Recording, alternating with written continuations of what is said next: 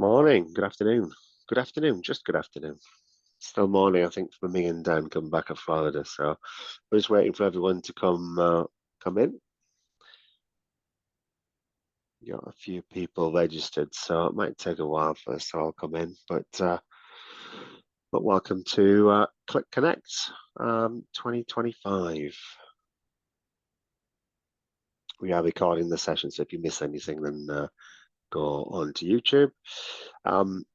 Just myself and Dan today, and we'll try and keep this pretty quick. We'll try and keep this down to kind of 15, 20 minutes, depending on how many questions we get. As usual, just put your questions in the panel in Zoom, and we'll answer those right at the end if everything goes well. So we've got quite a few now entering. This looks like we're slowing down. Great. Okay. Well, we'll start. So we wanted to make this relatively quick.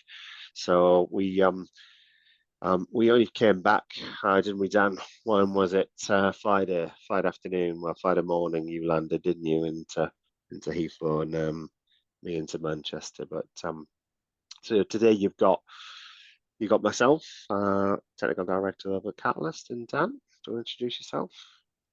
Yeah, hi, my name's Dan Packer. I'm one of the account managers at Catalyst, and as Lee said, really this session today is really just to pick out some of the highlights that struck Lee and I whilst we were at the event. It's probably one of the Qlik connections that I've been to where there were lots of quite big and fundamental announcements. I think it's probably a reflection of the fact that Qlik's portfolio has expanded quite considerably over the last 5 years. So there was lots of big announcements, lots of information.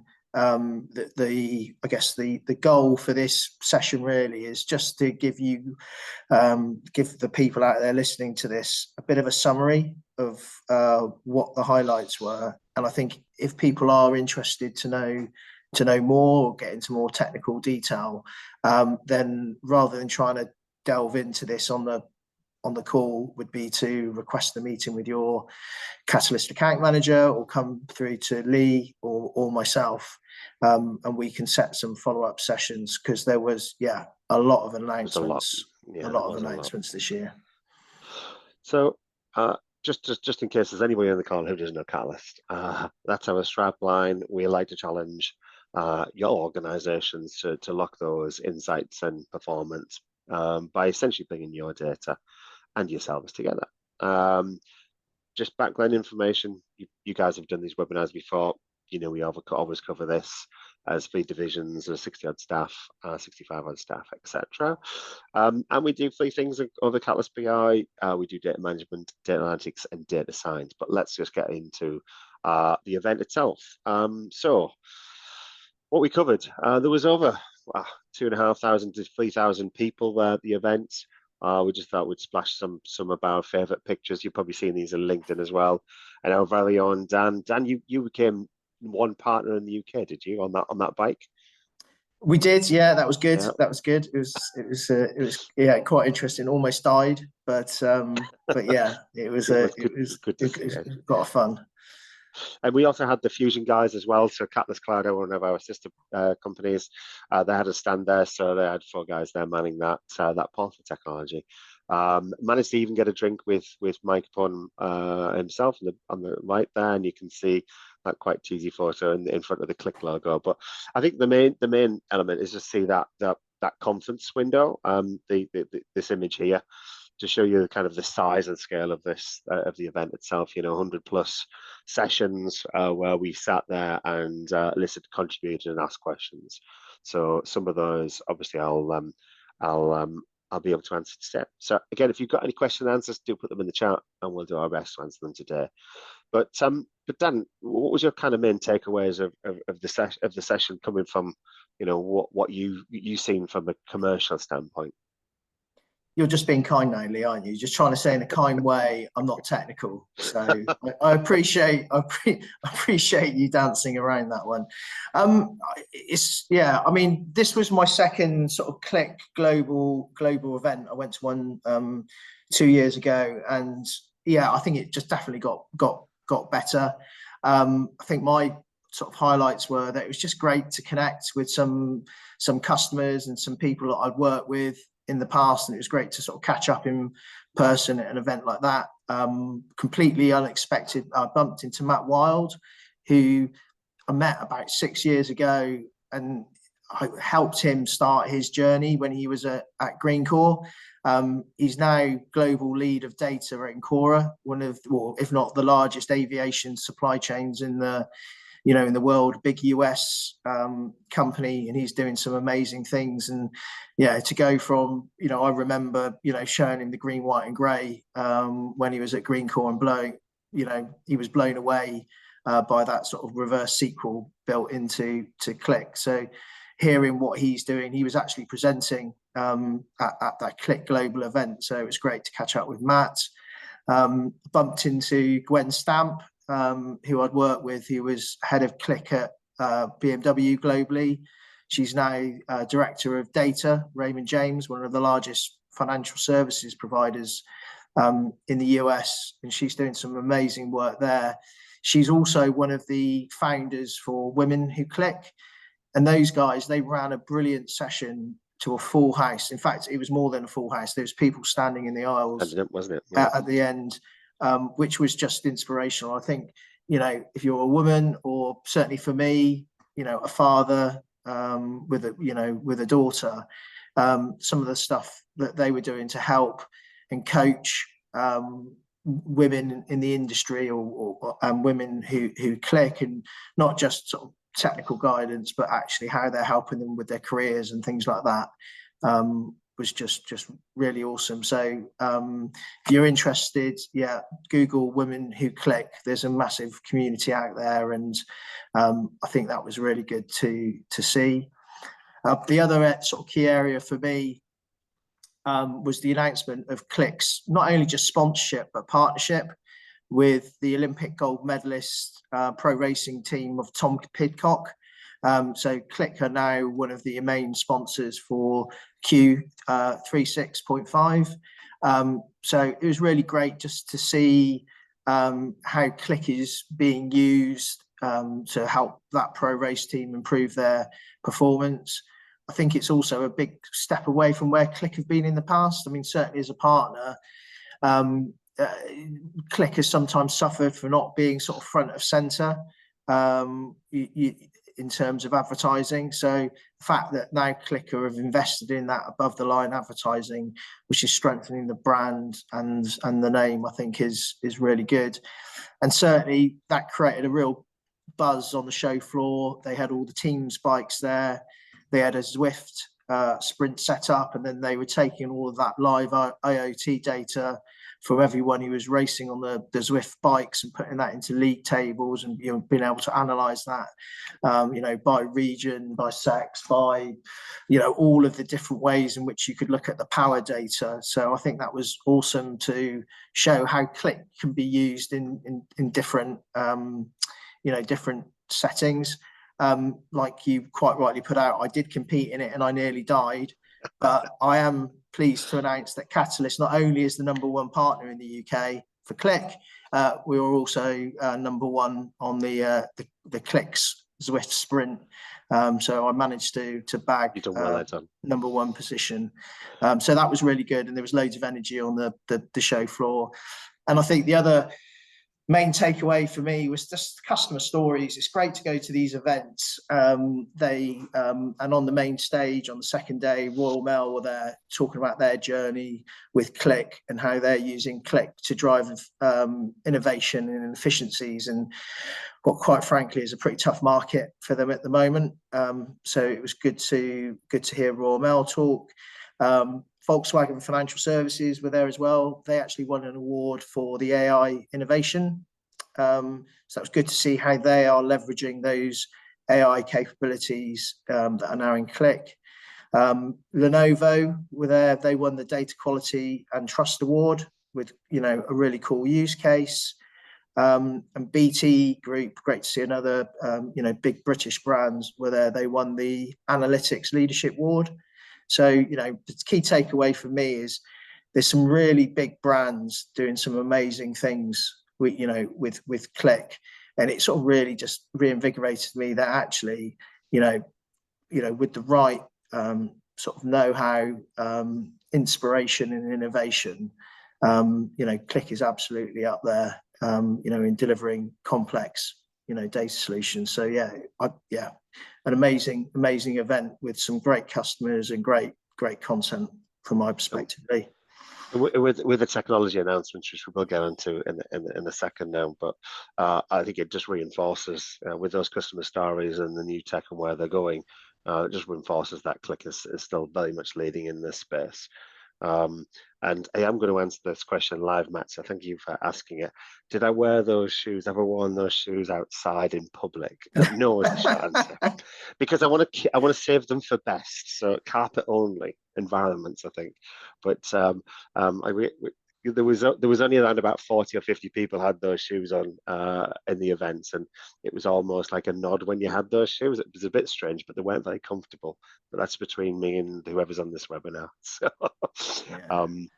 I think I think anybody who wants to lose weight or wants to do deep sea diving, then probably get a pair of those shoes, because they weighed an absolute ton. I'm not sure what was in the soles, but yeah, they weren't they weren't let's say friendly for spending a lot of time on your feet doing a lot of walking, which you did at those sort of events. My step count was about 20,000 a day, 20 to 22,000 a day. So I think it's more like 25. So, but let's get into the guts of this kind of our major takeaways. So me and Dan had a chat in the airport about what our major takeaways away. So we literally did come back Friday, and this is Monday. So we try to get out as soon as we can.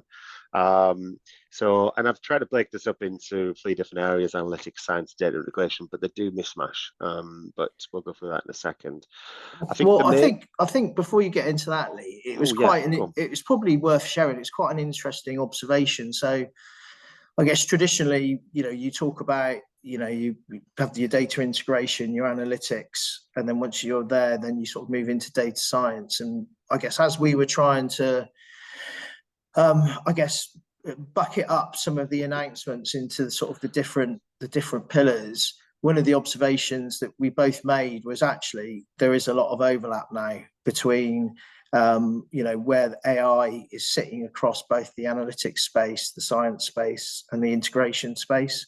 So there is definitely a convergence on the technology within that Qlik stack, which probably helps customers who are using data integration and analytics together, because actually a lot of the innovations and the roadmap of where Qlik is going is to give that seamless end-to-end experience, but unfortunately that made it quite difficult for us to bucket this into the different areas. But interesting observation. But that's that AI and the agentic AI was very much at the forefront. So for people who aren't familiar with agentic AI, it's essentially using the machine learnings or the LLMs, so the large language machine models, the chat GPTs of the world, in order to feed another LLM. So essentially you're taking that prompting and then creating a prompt into a prompt. So essentially you end up chaining these together, and what that means is then you can start doing really, really cool stuff. So one of the cool stuff that they did mention was what they call a discovery agent. And what this is essentially doing is you point it at an application or applications, and it will alert you, just like Qlik alerting, and almost exact interface TBC. But essentially what it will do is it will alert you when you go out of bounds. But you'll go out, it will figure out what those out of bounds mean. So by looking at that trend, they use the example of maybe ordering. And so as it comes up to the, I think they use the kind of the middle of December, that your stock levels go down, and that has gone out of bounds compared to your predicted sales. So essentially, you should get an alert then to order more product for that particular product. But this, you go, okay, well, I can do that in Qlik Predict or AutoML. By the way, that was another finding, that Qlik are changing their naming convention of things to make things a little bit easier. So Qlik Predict, you could do that in Qlik Predict now using a little bit of automation, but you have to code that. Well, what they're saying is the discovery agent should just be automatic. You should be told when your application goes out of bounds, your KPIs are going out of bounds, all based off your own apps, and it will just tell you something weird's happening here. But it should be based off which applications you open, how you've used those applications, which KPIs, which charts have you looked at. So it's very much a focused agent that is almost predicting what you want to see and the KPIs you want to be alerted on without being told it. So that is proper. It's proper cutting edge. So that was the big agentic discovery for analytics. So that was pretty cool to see. And I don't think they're a million miles away from that. I did see a use case where a customer had utilized the automation. So to do these agentic prompt engineerings, so it is possible within automation currently, but this is automated. This just is out of the box moving forward in Qlik SaaS. The other big one, the other big announcement was the Qlik migration tool. So for you guys who are on QlikView on-prem or QlikSense on-prem, this was a product that Qlik have purchased from a partner. And what that product will do is it'll move you automatically into the cloud, but you'll be able to schedule it. You'll be able to schedule individual sheets, users, and be able to also sort of test and be able to test on each one of those KPIs from the original application, which is pretty special as well. Qlik have also given away a free tenant to help you move as well, which was good to see. Something that we as partners have been asking for a long time. Right back, table right back. In a table, what is right back? For you guys who don't know what right back is, it's a way when you're displaying data in a table, for example, wouldn't it be great if I could just put a comment? Wouldn't it be great if I could just have a drop down and categorize that row to have a conversation or just tag something? So Qlik are bringing that directly into product. These technology exist and exist with multiple different vendors that we support, but it's good to see that at least Qlik providing this as part of the tool to do some basic stuff. It's relatively simple. Your Vizlibs of the world are not going to be in massive competition, but it's good to see that it comes as part of your normal SaaS. Yeah. I think it's a good point to add on that. Obviously, people have been asking for right back in Qlik probably since the dawn of time, and Qlik almost, it wasn't a technical reason why they hadn't had right back. It was more a moral piece that Qlik said, well, if you're going to have a golden record, a single source of truth, and that needs to be trusted, why would you introduce something that allows people to effectively edit and update that information? But I think the number of use cases and the number of clients that are asking for it, obviously they've had a change of mind and gone into it. I think whether for all of those people who are using the Vizlib extensions or some of the other right back extensions, I think the level of maturity in the current right back solution from Qlik is probably a little bit lower. Simple, yeah, it's simple. Where the other ones are. So yeah. I wouldn't go throwing away your Vizlib contract tomorrow. Absolutely, I think no. Some due diligence needs to be done just in terms of is all of the audit capability that you get in some of the other right back extensions. Yeah. And I asked the product guys on this one, and they were absolutely categoric that they're not going to push Vizlib out. It's not going to be everything that Vizlib do. It's going to be basic right back. So you get a drop down, you get a text box currently. They might have a date option later on, but that's probably as advanced as it's going to be. There's a question coming live there. Is it being developed? Yeah, it's being developed. I saw a live demo of it. It's there. Is it going to be there in platform? I couldn't get an exact date out other than sometime in the next few months. So it'll be definitely this year, possibly before the fall, was the answer on that one. So it's not available yet, but it will be very shortly. So subscribe to your updates, have a look at your updates that you get in your SaaS.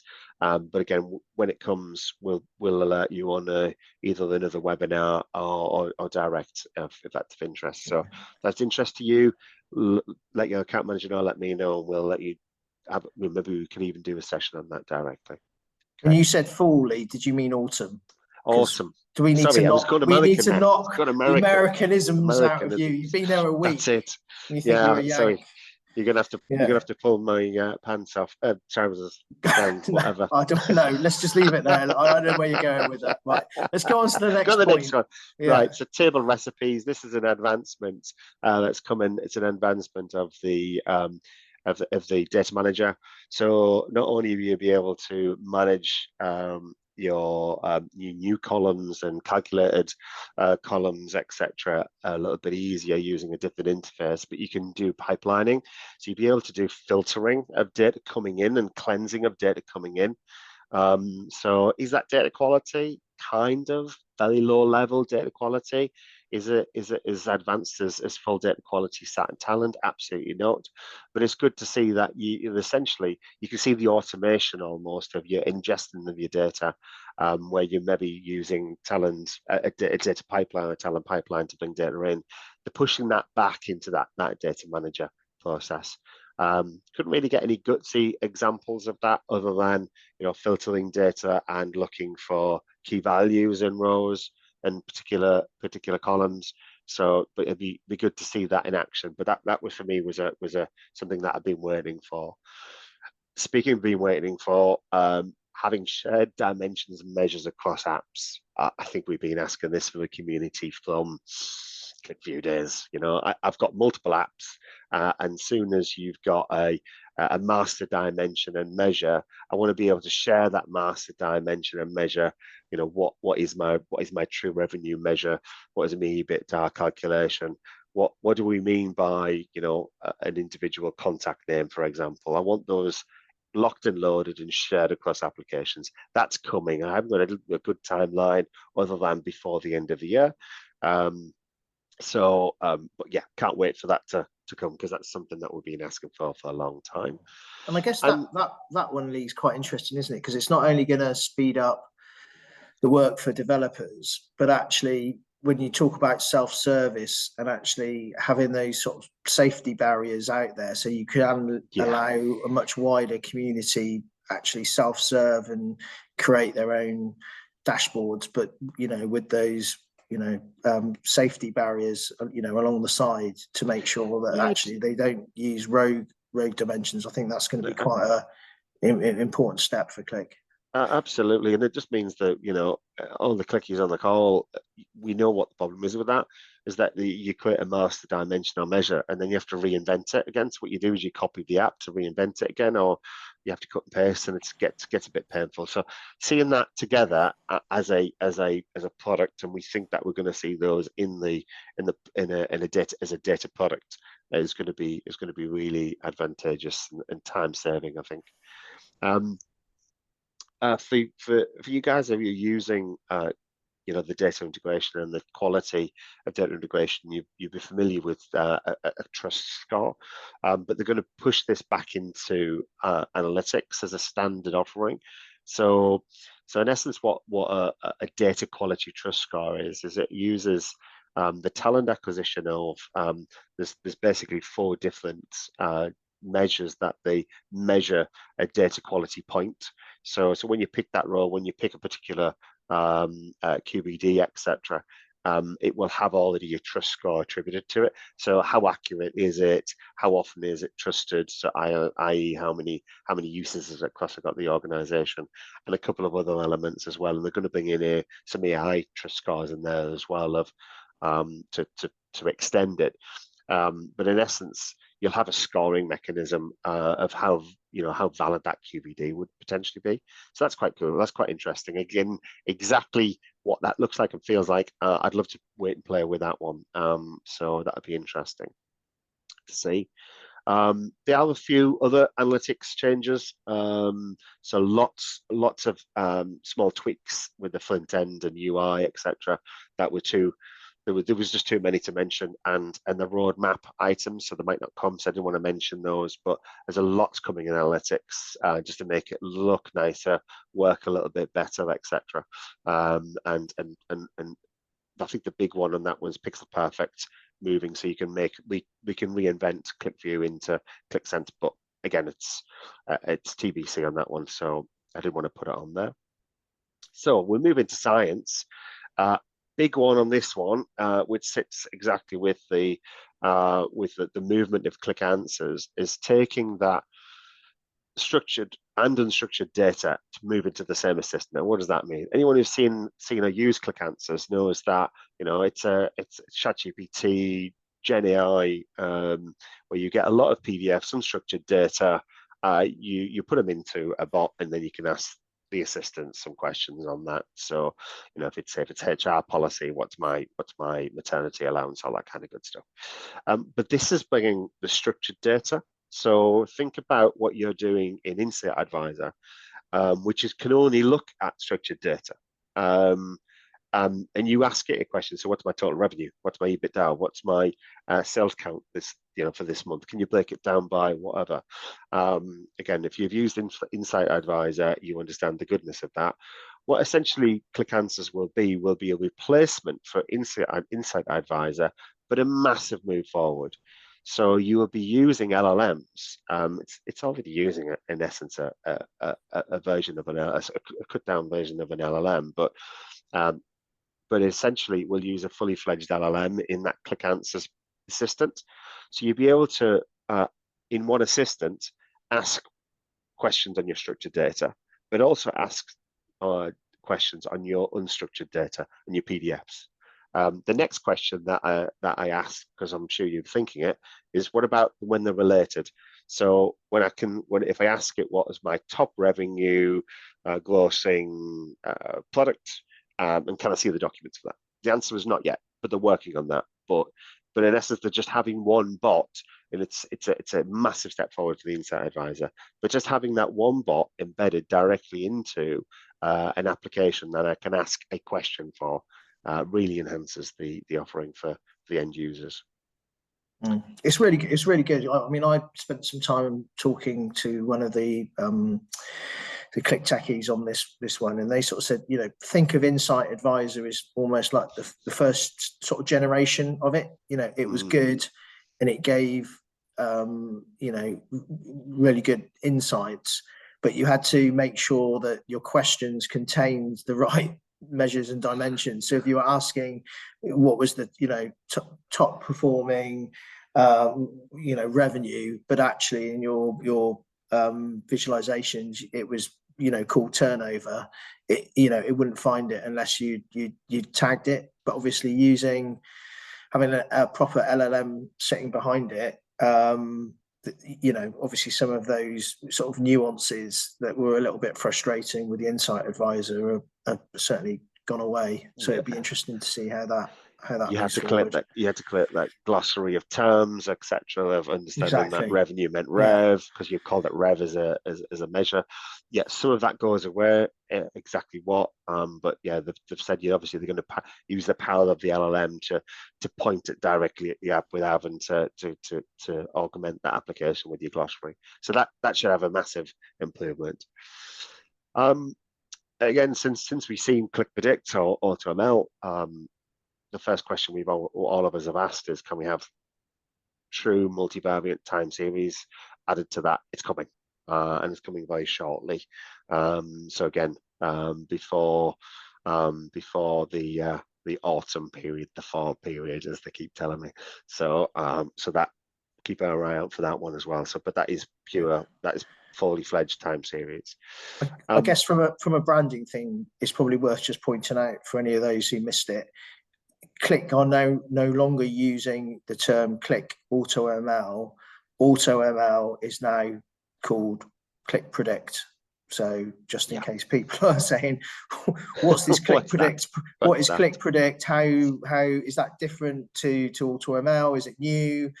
Effectively, AutoML, Qlik AutoML is now being rebranded as Qlik Predict. So if you see that on any of the stuff that's coming out of Qlik moving forward, yeah, that's what that is. It makes sense, doesn't it? Because I've got a question, I get an answer to my structured or unstructured data. I want to predict the future. I use predict, so it makes more sense. Makes more sense. Okay, now into data integration. So this is the talent or the data integration. So the QCDI of how you bring in data into the Qlik platform.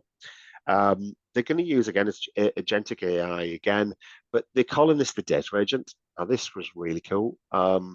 What in essence this was doing was creating pipelines off a prompt. So what does that mean? So I could actually say, okay, given my known dimensions and measures when I connect to a data source, I'll point it at a Snowflake data source or a SQL data source. It will then bring in the columns coming from that data source. What you can then do is essentially ChatGPT that data source and say, okay, what do you think the prevalent dimensions and measures would be from this data source? And then not only that, which is pretty cool because it can create those and create all the pipelines to absorb that data, but then I can say, okay, given those dimensions and measures, can you create me a data pipeline and then the following create a star schema and drop it into the Snowflake destination as a file destination for consumption as a data warehouse. And it created the full pipeline with all of the different tasks in there ready to go. Obviously, might not be 100% all the time, but the fact that it can do that just off a prompt and create those tasks. So think in Qlik script, you can already do that with ChatGPT, etc. You can already do that with pretty much all of your coding elements of saying what's wrong with this Qlik script. But this is actually creating a full data pipeline, and it's within two. So that was fairly special to see. Going to increase delivery of data pipelines significantly. At least maybe you get 80-90% the way there, and then you maybe just polish it. So that's quite cool. Qlik Open Lakehouse. So this was you probably saw the announcement 3 weeks ago or so. Qlik purchased a company called Upsolver. And for what in essence that does is essentially it's you looked at what Upsolver provided. It was essentially an iceberg. Taking Apache Iceberg, which in essence stores Parquet files. So it takes your data and then stores those as actual files rather than a traditional data warehouse, and then optimizes those for you. But essentially what they showed us at the session was how this worked within Qlik, because we were struggling to understand that. Okay, so you bought this optimization tool for Iceberg. That's great. Snowflake supports Iceberg. Microsoft support Iceberg. Yeah, AWS support. Everyone seems to support Iceberg. So what is Iceberg? What does it do? In essence, it essentially saves you a lot of time and effort and cost potentially from this traditional data warehouse. So if you take all of that streaming of data, if you've got a large amount of volume of data constantly coming into data warehouse, and you don't need it that up to date, maybe you only need it daily, but you need to land that data constantly. That's where maybe Iceberg is a benefit to you. Or you've got a large amount of data, you've got petabytes or multiple terabytes of data, and you want to reduce that cost. It's something that you maybe want to take a look at. I think this is definitely one. I mean, I was at the AWS summit two weeks ago, and Iceberg was massive at the AWS event. And similarly, a lot of the stuff that we're seeing coming out of Snowflake is also focused around Iceberg. And I think this is definitely there's definitely a shift. This isn't just like a sort of a small piece of sort of functionality. This is sort of a massive shift that we're seeing across the industry. So the fact that Qlik have got made the Upsolver acquisition, I think is quite important, because I think it could be one of those technologies that if organizations don't jump on it, they could get left behind. And I'm by no means an expert on it, but I think what this actually means to organizations, if you're thinking about building a data warehouse or you're looking at optimizing your data warehouse, effectively what that means is, rather than storing all your data in your data warehouse, which obviously you pay for the compute, and you pay for the storage, and you pay for the all of the sort of the management of that data warehouse product. It means you actually store your data in cheap storage in S3 buckets, but it's then referenced with this iceberg architecture. So potentially your cost of data warehousing can be reduced quite significantly, depending on your sort of use cases and data volumes. So it's definitely something, if you are looking at data warehousing or looking to improve your existing data warehouse, probably look at this this technology. Give it a shout. I've got a diagram at the end just to explain it, because it can get a little bit more complicated. But yeah, it's good to see that where Qlik are going, and you can now see that Qlik have got a full end-to-end ingestion, storage, analytics science offering that you can manage your full estate with. So that's interesting. If I get to the right window, there we go. Data products. So enhancing the data products with an AI score. So again, this, if you're familiar with the talent and data quality offering of data integration and the talent acquisition, which has been now being absorbed into the Qlik SaaS environment, you already had data quality, but you were kind of bound to the 4 different dimensions of score. What this is, it exposes another 2 dimensions, mainly focused at the quality based on an AI perspective. So if that's something of interest, that's useful. Cost pipeline lineage. So this is really cool. So this is essentially, you've got the lineage in already in Qlik SaaS. But what it didn't do is, where you had a pipeline sat in the TMC going maybe from Talent Studio, so it's sat in the TMC, you can't, so that's the Talent Management Console, because it's being deployed by Studio, so it sits in a Talent worker environment. You didn't have visibility from the lineage from a data perspective to say, okay, here's my analytics app, where did that go? And if it came from a Talent pipeline, a Talent Studio pipeline that stopped there, they're going to actually keep on going right into that. So that's, if you are using Studio and Talent Studio, or potentially using that, that's useful to note. Before we go back to the lakehouse, I think that's kind of our main takeaways. There's a lot more. I've got a list probably, and a OneNote that's literally pages and pages and pages long.